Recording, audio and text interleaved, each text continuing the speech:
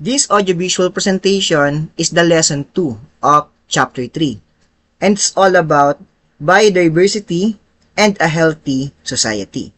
So sabi dito, the various biodiversity is an important treasure of our world. In a broad sense, it refers to all types of life on Earth, from the smallest organisms to the largest animals and plants. Sinasabi dito na ang iba't ibang biodiversity ay isang mahalagang treasure o yaman ng ating mundo.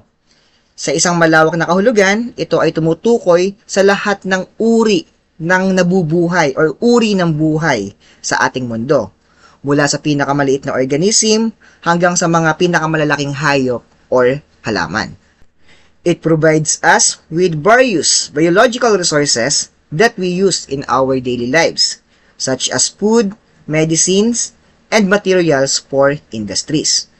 At ito ay nagbibigay sa atin ng mga iba't ibang mga biological resources na ginagamit natin sa pang-araw-araw nating pamumuhay, tulad ng pagkain, gamot, at yung mga materials na ginagamit natin for industry. However, the continued depletion or loss of these resources has negative effects in our society. That is why it is very important to know and understand the importance of biodiversity and the steps we can take to protect it. At gaya nga ng nabanggit, ang patuloy na depletion or pagkaubos ng mga resources na kagaya nito ay nagdudulot ng negative effect sa ating lipunan. Kaya't napakahalaga na malaman natin at maunawaan ang kahalagahan ng biodiversity at ang mga hakbang na maaari nating gawin upang maprotektahan ito. So, in this topic, it has two primarily objectives. Okay, so the student must be able to, number 1, identify the importance of biodiversity as a source of different biological resources. So, makilala ang kahalagahan ng biodiversity bilang pinagmumulan ng iba't ibang biological resources. And number 2, discuss the adverse effects of resource depletion on society and the measures to mitigate them. At mapag-usapan ang mga negatibong epekto ng resource depletion sa ating society at yung mga hakbang na maaaring gawin upang mabawasan ang depletion.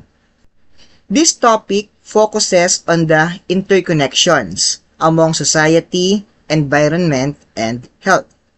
It tackles the value of biodiversity as a source of food, medicine, and other biological resources in a relation to the consumption of goods. At tatalakayin rin natin sa topic na ito ang kahalagahan ng biodiversity bilang isang biological resources na siyang pinagmumulan at pinagkukuhanan natin ng pagkain, gamot, at iba pang mga resources na ginagamit natin para mabuhay. This topic specifically covers the relationship of biodiversity with first, health and medicine. Second is food. Third is energy. Fourth is water storage and flood control. And the last is air and water treatment. So, for the definition, biodiversity is defined as a variety of life present in an ecosystem. Biodiversity is important in how society benefits from it. So, sinasabi dito na ang biodiversity ay tumutukoy sa iba't ibang uri ng buhay na matatagpuan sa ating ecosystem. Masasabing mahalaga ang biodiversity dahil dito nakasalalay ang mga benepisyo na natatanggap ng ating society. There are 3 different types of biodiversity. So these are the genetic, specific, and ecological biodiversity. So isa-isahin po natin sila. So let's start with genetic biodiversity. So it refers to the variation among organisms of the same species. So kapag sinabi nating genetic biodiversity, ito ay tumutukoy sa iba't ibang uri ng organism ng parehong species. Ibig sabihin, kahit sila ay parehong species, may mga pagkakaiba pa rin sila sa kanilang mga katangian o kung tawagin ay genetic characteristics. For example, let's consider a species of plant like roses. So within this species, they may be different colors of flowers such as red, white, yellow, and more. So kagaya nga nung nabanggit sa example, so sa loob ng isang species ng mga roses, maaaring may mga iba't ibang kulay ng mga bulaklak tulad nga ng red, white, or yellow, or iba pa. This variation in flower color is an example of genetic biodiversity. Even though they belong to the same species of roses, they have differences in their characteristics that give rise to different forms of flowers. So, ang pagkakaroon ng kaibahan sa kulay ng mga roses ay isang halimbawa ng genetic biodiversity. Na kahit na sila ay parehong species ng rosas, may pagkakaiba sila ng mga katangian na nagbibigay ng iba't ibang anyo sa mga bulaklak.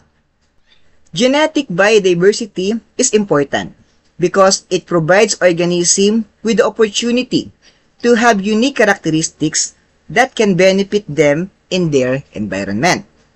Sinasabi dito na ang genetic biodiversity ay napakahalaga dahil nagbibigay daw ito ng pagkakataon para sa mga organism na magkaroon ng mga natatanging katangian na maaaring magbigay ng benefit sa kanila at sa kanilang environment. It also allows organisms to have the ability to adjust or adapt to changes in their environment, such as climate change or arrival of disease. At ito rin daw ay nagbibigay daan sa mga organism na magkaroon ng kakayanan na mag-adjust or mag-adapt sa mga pagbabago sa kanilang environment, tulad ng mga climate change o yung paglitaw ng mga diseases. Sa pamamagitan ng pagkakaroon ng genetic biodiversity, ang mga species ay nagkakaroon ng kakayanan na magpatuloy at mag-evolve sa mga pagbabagong kinakaharap nila. Ito ay nagbibigay ng kalakasan at kakayanan sa mga species na magpatuloy sa paglipas ng mga panahon at mag-survive sa mga pagsubok o challenges na kanilang hinaharap. These variations are usually passed down from parents to offspring. So, ang mga variations na ito ay karaniwang naipapasa mula sa mga magulang patungo sa kanilang mga anak.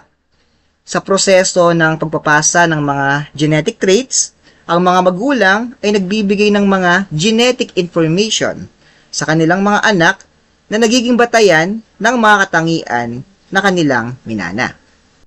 For example, let's consider a family of humans.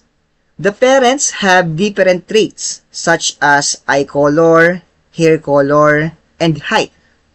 When they have a child, the genetic information from the parents is passed on to their offspring. The children may inherit traits similar to their parents, such as having the same eye color or hair color.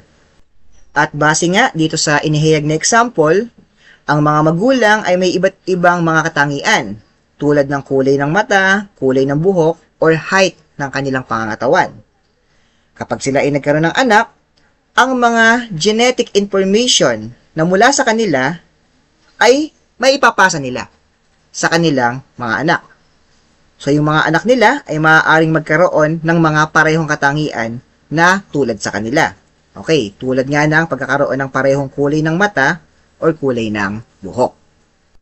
However, there is also possibility that they may have new variations, such as different eye color or hair color, due to the genetic differences they inherited from their parents. Ngunit, mayroon ding posibilidad na magkaroon sila ng mga bagong variation, tulad ng ibang kulay ng mata o ibang kulay ng buhok. At dahil naman ito sa tinatawag na genetic differences. Na ang genetic differences naman na ito ay maaari ding nakuha o minana nila sa kanilang mga magulang o minana nila sa kanilang ninuno. Genetic biodiversity allows species to have the ability to survive, thrive, and persist despite changes in their environment. At sinasabi din dito na ang genetic biodiversity ay nagbibigay daan sa mga species na magkaroon ng kakayanan na makapag-survive, umunlad, at magpatuloy sa kabila ng pagbabago sa kanilang environment. Next is species diversity. So it refers to the variety of species with a particular region. Ang species diversity naman ay tumutukoy sa iba't ibang uri ng mga species na matatagpuan sa isang particular na region. Ibig sabihin, ito ay nagpapakita ng dami ng mga iba't ibang species na naroon sa isang lugar. Species diversity is influenced by the environmental condition in the region. So, ang species diversity ay naaapektuhan ng mga environmental condition ng isang rehiyon. So, yung mga environmental condition na tulad ng klima, tirahan, at iba pang mga aspeto ng environment ay nagiging sanhi ng pagkakaroon ng iba't ibang species. For example, let's imagine a coral reef ecosystem. The coral reef is a place that is warm, has a clear water, and is filled with corals and various species of fish. Because of these conditions, there are many different species of corals and fish found in the coral reef. Base nga sa ibinigay na example, ang coral reef ay isang lugar na mainit na may malinaw na tubig at puno ng coral at iba't ibang uri ng isda. So dahil sa kondisyon na ito, maraming iba't ibang mga species ng coral at isda ang matatagpuan dito. Within the coral reef, there may be a different types of corals such as staghorn coral, brain coral, and a colorful soft corals. There are also various species of fish like clownfish, angelfish, and butterfly fish that live and rely on the coral reef for their food and protection. So, sinasabi nga dito na sa loob ng coral reef, maaaring may mga iba't ibang uri ng coral tulad ng mga nabanggit kanina. Ganun din, mayroon din iba't ibang uri ng mga isda na nakatira at umaasa sa coral reef para sa kanilang pagkain at protection. Species diversity in the coral reef ecosystem showcases the different species of coral and fish that had unique characteristics to survive and thrive in their natural environment.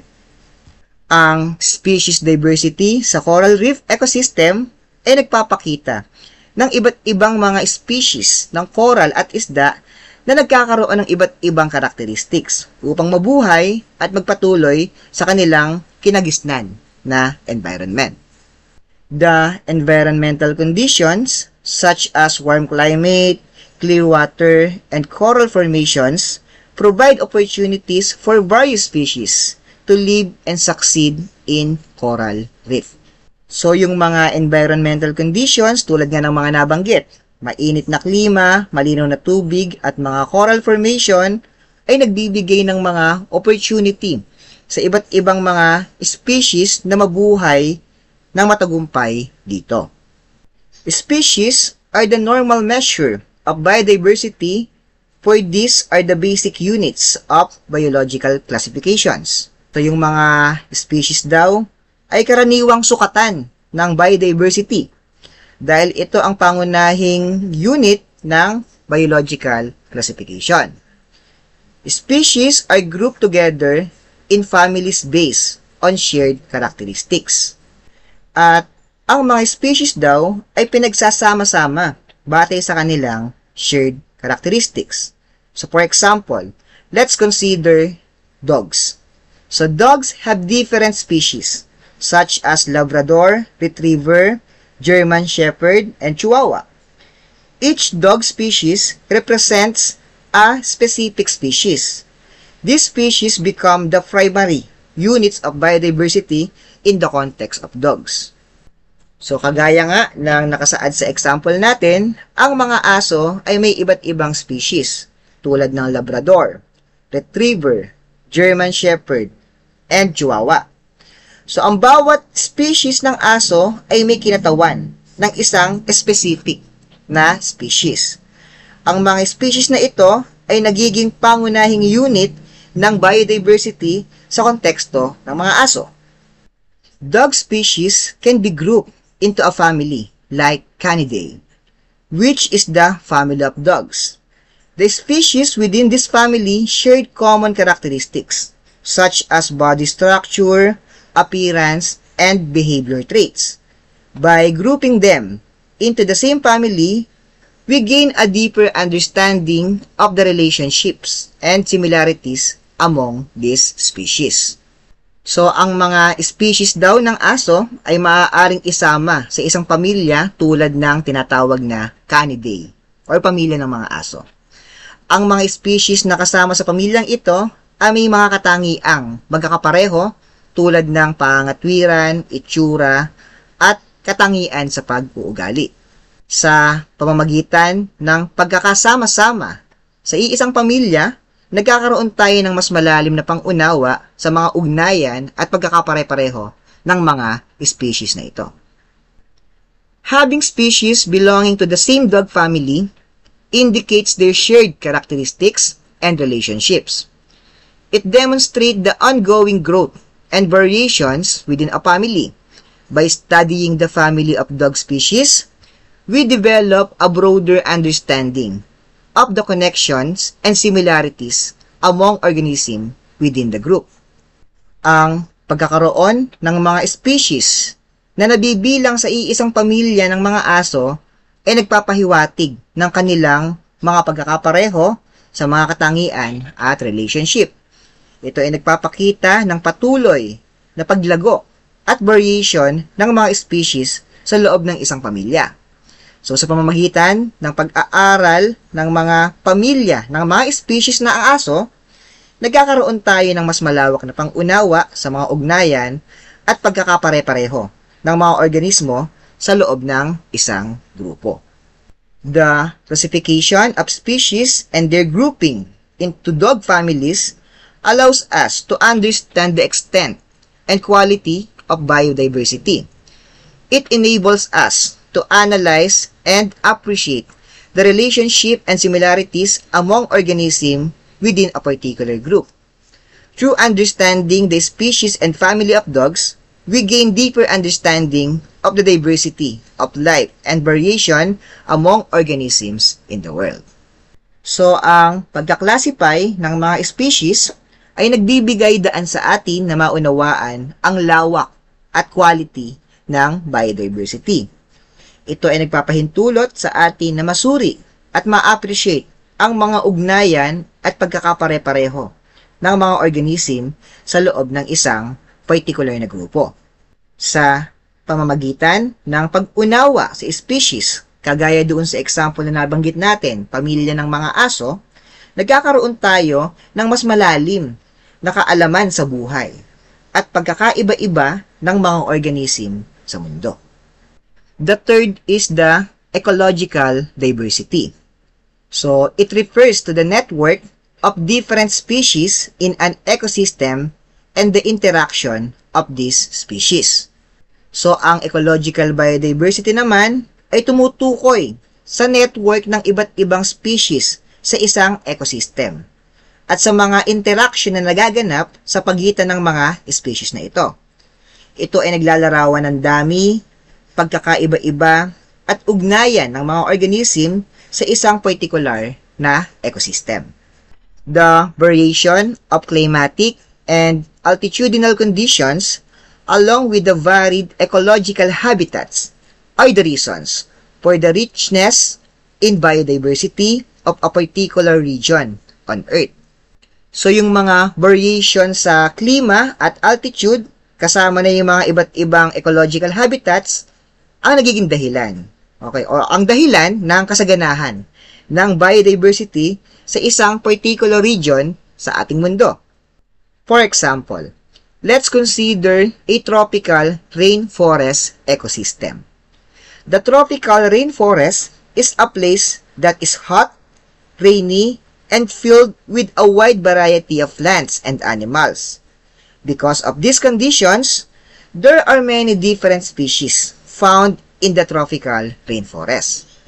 So kagaya nga ng nabanggit sa example na ito, inilarawan ang rainforest bilang isang lugar na mainit, maulan, at puno ng maraming iba't ibang uri ng halaman at hayop.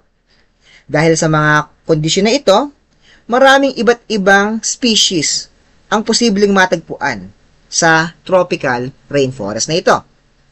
Inside the tropical rainforest, there are various types of trees such as mahogany, banyan, and palm trees. There are also different types of animals like monkeys, birds, reptiles, and insects. These species have specific roles in the ecosystem, such as dispersing tree seeds and participating predator-prey relationships. So, inilalarawan ang tropical rainforest, okay, na mayroon daw siyang iba't ibang puno, tulad ng mahogany, banyan, palm trees. Kasama na rin dito ang iba't ibang uri ng hayop, okay, tulad ng unggoy, ibon, reptiles, at insekto. Ang mga species na ito ay may mga espesyal na gampanin o papel sa ecosystem, tulad ng pagpapalaganap ng mga buto ng mga puno at pagkakaroon ng mga predator-prey relationship. Ngayon, ipasok natin ang konsepto ng biodiversity. Ecological biodiversity in the tropical rainforest showcases the abundance and diversity of species found in this area. The different species have their own unique characteristics and roles in the ecosystem. Plants provide food and habitat for animals, while animals contribute services such as seed dispersal and acting as a food source for other animals. So sinasabi dito na ang ecological biodiversity sa isang tropical rainforest ay nagpapakita ng dami at pagkakaiba-iba ng mga species na matatagpuan sa lugar na ito. So yung iba't ibang mga species ay may kanya-kanyang characteristics at tungkulin sa ecosystem. So yung mga halaman, siya yung nagbibigay ng pagkain at tirahan sa mga hayop na nakatira doon. At ang mga hayop naman, siya ay nagbibigay ng serbisyo tulad ng pagpapalaganap ng mga buto o pagiging pagkain naman para sa iba pang mga hayop. Ecological biodiversity in the tropical rainforest allows species to persist, evolve, and adapt to the environment. Species develop special traits and interaction to survive and thrive in the tropical rainforest.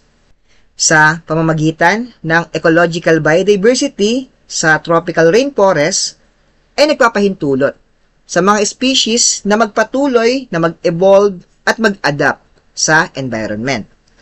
Ang mga species ay nagkakaroon ng mga espesyal na characteristics at interaksyon upang mabuhay ng maayos sa isang tropical rainforest.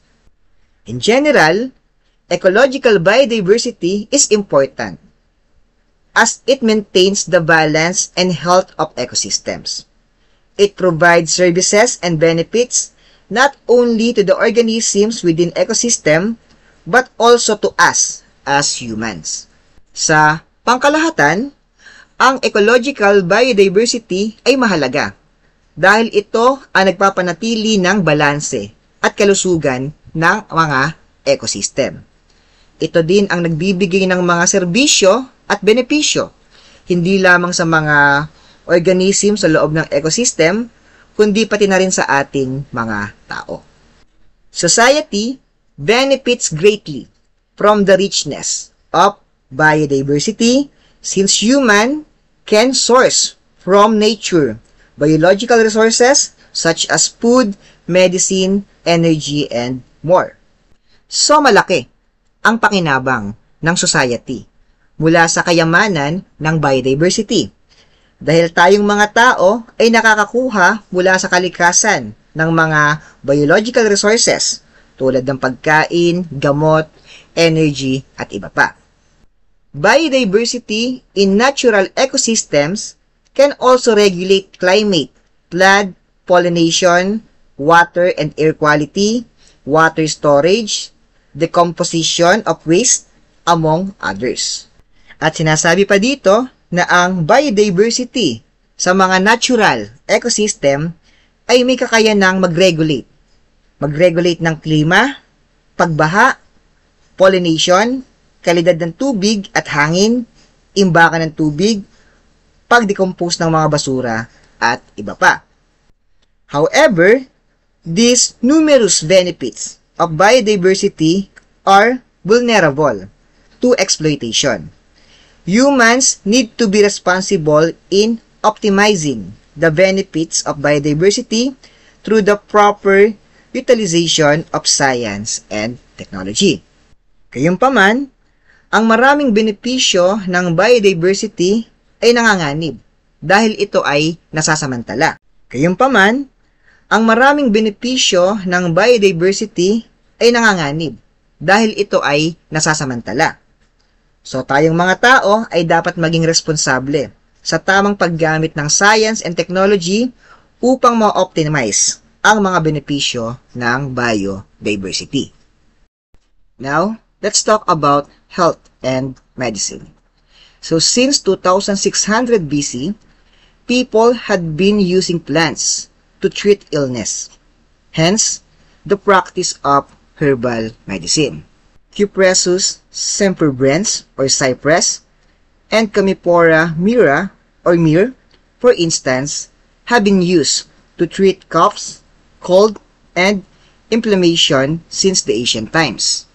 Sinasabi dito na mula noong 2600 BC, ang mga tao ay gumagamit na ng mga halaman bilang lunas sa kanilang mga sakit na siyang nagbigay daan sa pagkabuo ng herbal medicine. Ang isang halimbawa nito ay ang paggamit ng Cupressus sempervirens o kung tawagin ay cypress at Commiphora myrrha or myrrh simula pa noong sinuunang panahon upang gamutin yung mga sintomas ng ubo, sipon at pamamaga. Herbal medicines were also used in healing rituals and in the treatment of injuries resulting from wars or accidents. Various plant-based drugs such as gargles, pills, infusions, and ointments were used in ancient Egypt as well as in ancient China. So ang mga herbal medicine ay ginagamit din sa mga ritual at sa paggamot ng mga sugat na resulta ng digmaan o kaya naman aksidente. So iba't ibang uri ng mga gamot na gawa sa halaman tulad ng mga gargles, pills, infusion, at mga pamahid ay ginagamit noong ancient Egypt pati na rin doon sa ancient China. Beginning 100 BC to 300 BC, the Greeks recorded the collection, storage, and use of medical herbs. During the Dark and Middle Ages, monasteries in England, Ireland, France, and Germany preserved the Western knowledge of treating illness using herbal medicine. At ayon sa talaan, mula 100 BC hanggang 300 BC, ang mga Griego ay nangongolekta, nag-iimbak at gumagamit ng mga herbal medicine. Sa panahon naman ng Dark and Middle Ages, ang mga monasteryo sa England, Ireland, France at Germany ang siyang tagapangalaga sa mga Western knowledge patungkol sa pamamaraan ng paggamot gamit ang mga herbal medicine. As such, the use of herbal medicine in ancient civilization was dependent on the biodiversity present in their respective environments. At sinasabi dito, kung kaya't ang paggamit ng mga herbal medicine noong ancient civilization ay nakasalalay sa biodiversity na matatagpuan sa kanilang mga kapaligiran. For example, Salvia apiana or also known as California sage was a herbal plant used by Indian tribes of Southern California to aid in childbirth and was believed to protect the immune system from respiratory ailments. So, isa na nga sa halimbawa nito ay ang Salvia apiana o kilala bilang California sage. Ito ay isang herbal na halaman na ginagamit ng Indian tribe sa Southern California upang matulungan ang panganganak. At pinaniniwalaan din na nagpoprotekta sa immune system laban sa mga respiratory ailments. Another example is Alhagi maurorum, also known as camel thorn. Secretes a sweet and gummy substance from its stems and leaves called manna during hot days. Manna from camel thorn contains malizitos and sucrose, an invert sugar.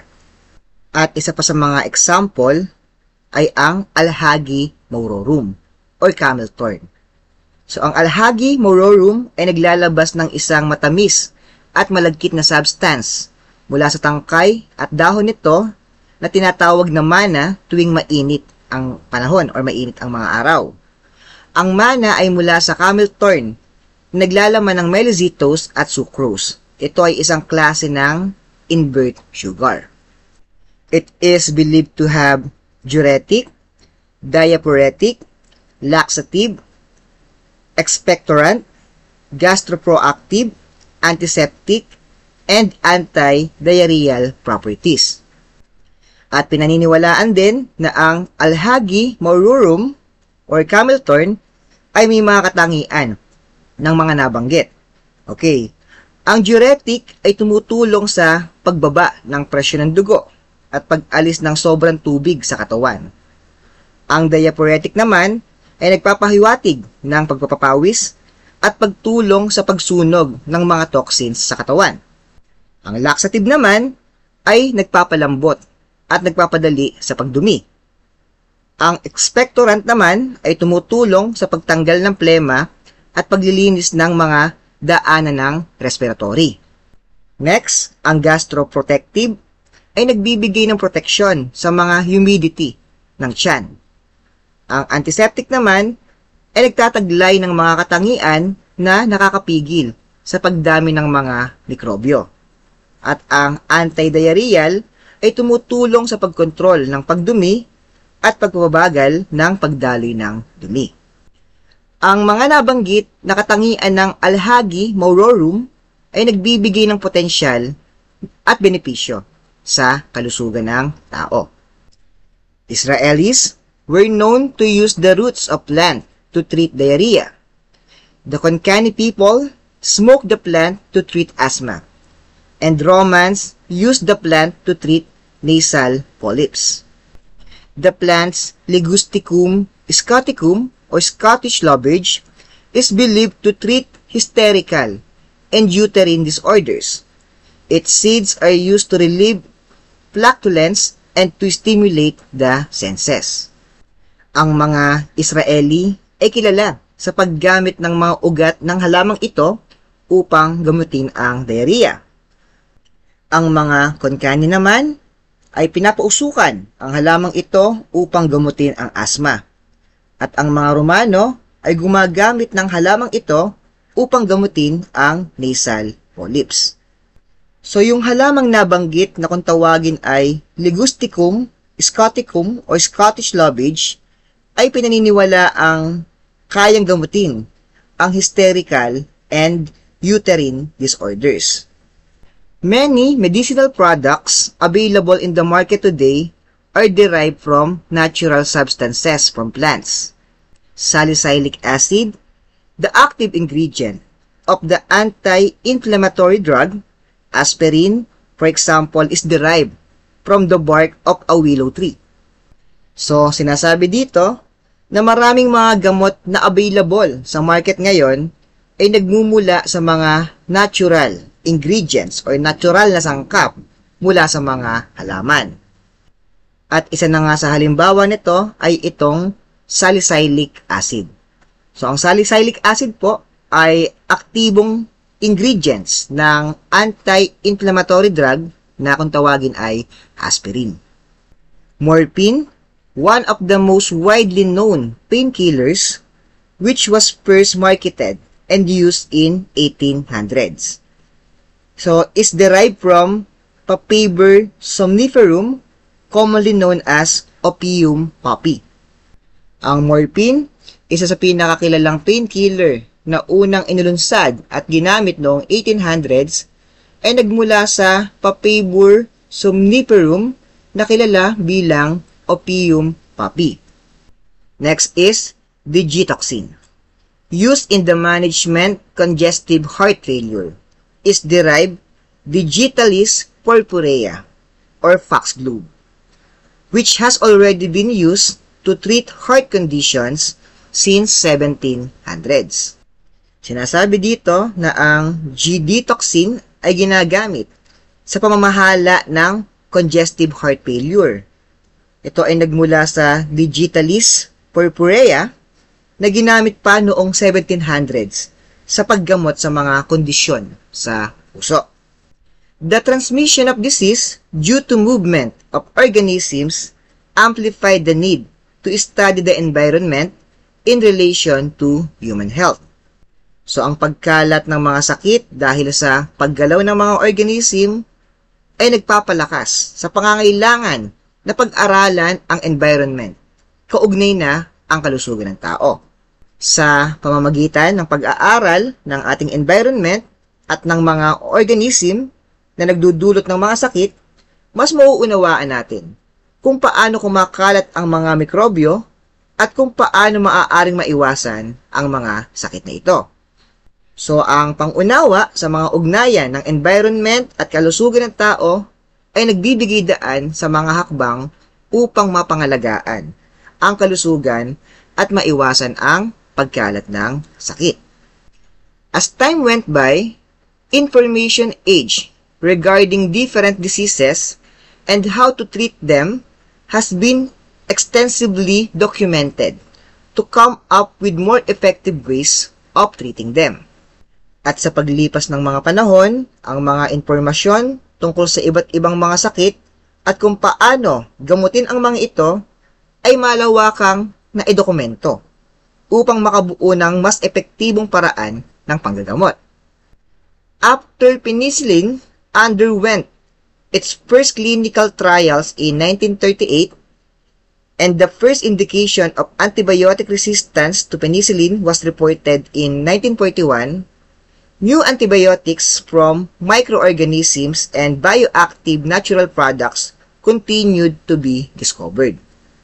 Noong 1938, isinailalim ang penicillin sa mga clinical trials kung saan sinubukan ito sa mga pasyente upang suriin ang kanyang epekto sa paggamot ng mga sakit. Ang penicillin ay natuklasan bilang isang epektibong antibiotic na may kakayanang puksain ang mga mikrobyo, sanhi ng mga infeksyon.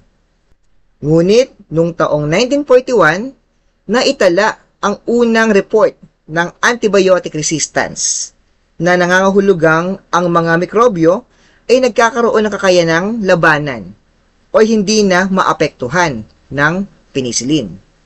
Ito ay nagdulot ng pagkabahala dahil ang antibiotic resistance ay nagpapahirap sa paggamot ng mga sakit at nagbubunsod ng mas mababang epektibidad ng mga antibiotics. Dahil dito, patuloy ang pagsisikap na hanapin ang mga bagong antibiotic mula sa mga mikrobyo.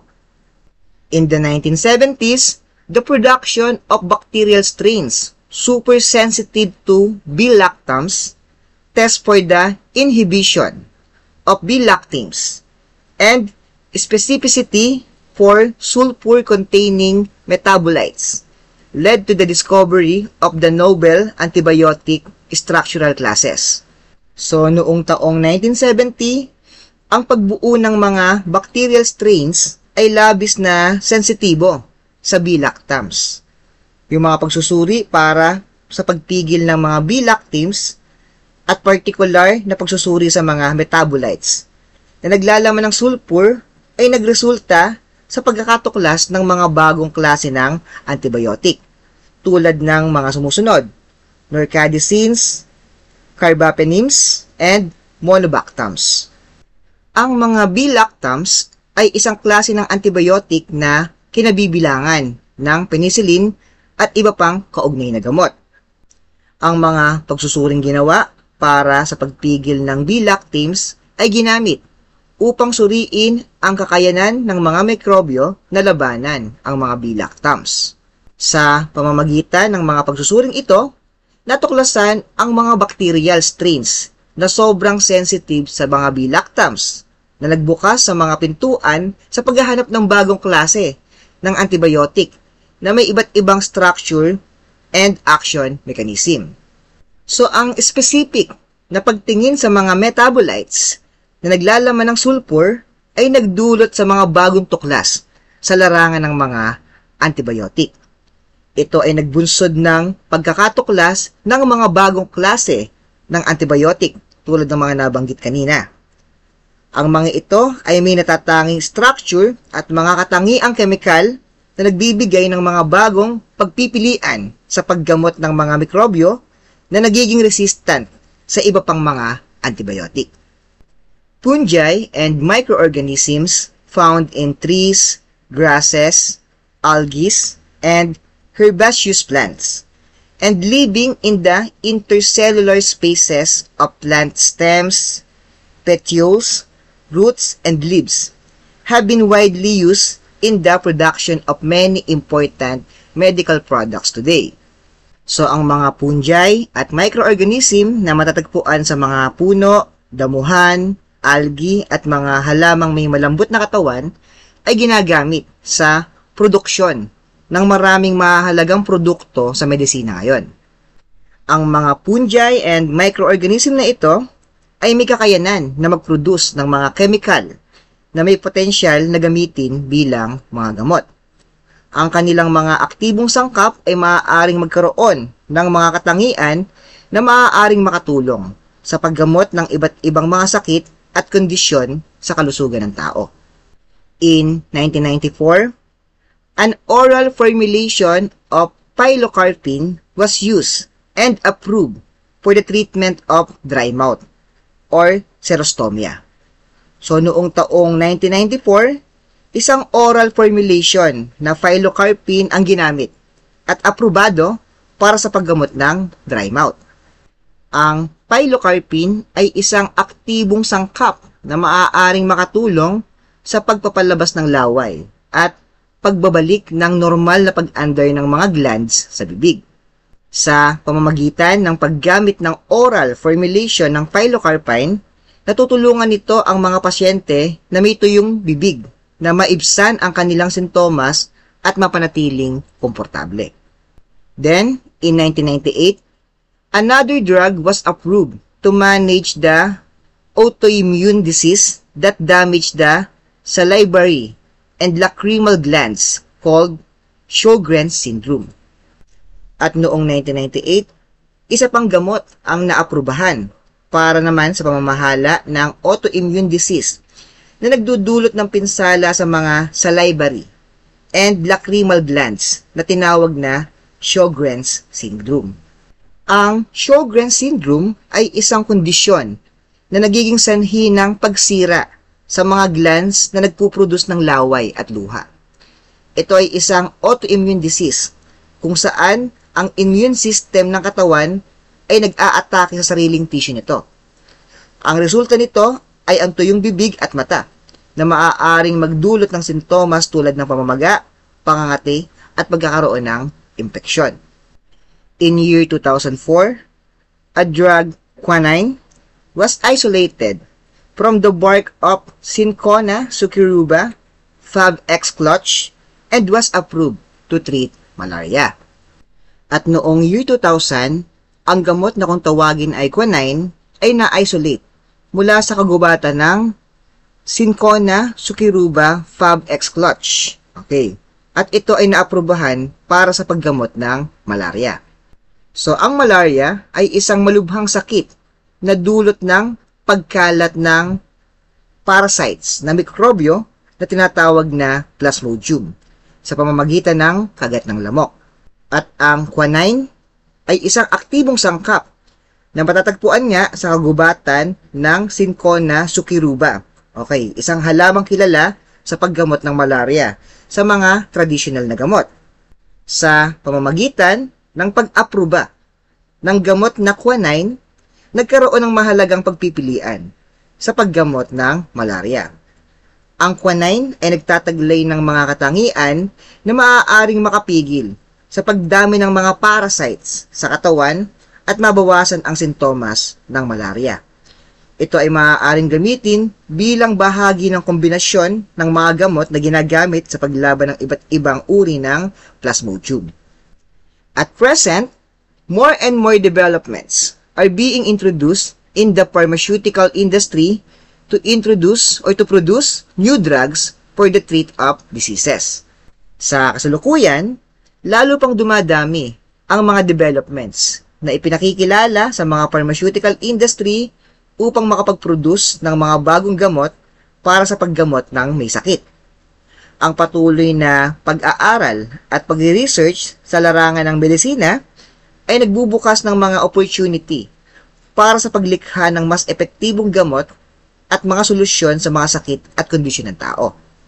Ang mga scientists at mga eksperto sa pharmaceutical industry ay patuloy na nagtatrabaho upang matukoy ang mga bagong target ng paggamot, masuri ang mga kemikal at sangkap na maaaring magkaroon ng potensyal na gamitin bilang mga gamot, at maipatupad ang mga bagong formulation at pamamaraan ng paghahanda ng mga gamot.